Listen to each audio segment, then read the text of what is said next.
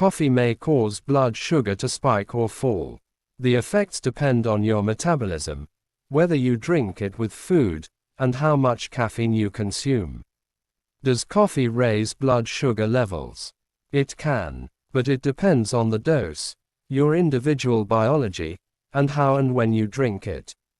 Drinking coffee may lead to short-term spikes in blood sugar and changes in insulin response, especially in people with insulin resistance, prediabetes, or type 2 diabetes.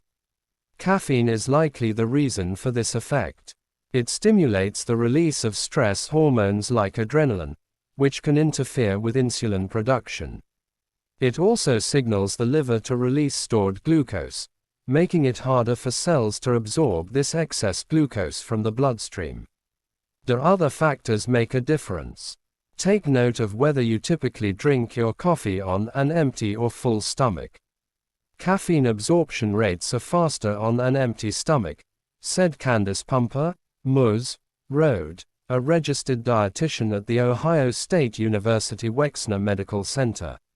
She added that rapid absorption can lead to more pronounced blood sugar spikes, especially if coffee is also loaded with added sugar or sweetened creamers.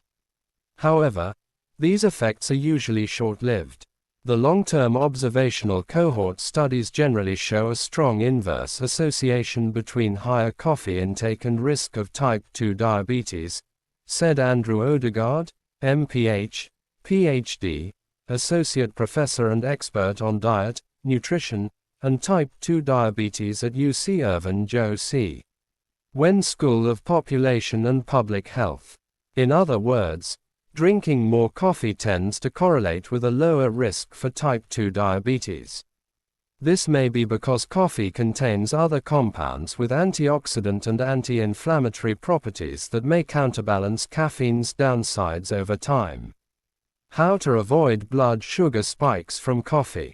If you're concerned about your glucose response but don't want to give up your brew, there are science-backed ways to sip smarter, according to Pumper and Odegaard.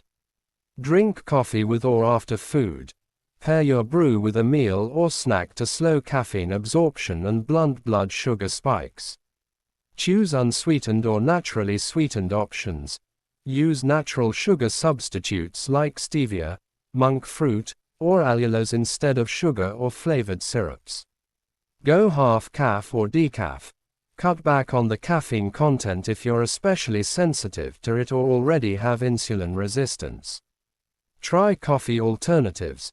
Black or green tea, dandelion root coffee, or even low-acid coffee may be gentler on blood sugar. Track your response. Pay attention to how you feel when drinking coffee. If you wear a continuous glucose monitor, you can also track how different types and timings of coffee affect you. Stick with whatever timing leaves you feeling at your best. What this means for you. Your daily coffee habit isn't necessarily bad for your blood sugar, but how and when you drink it matters.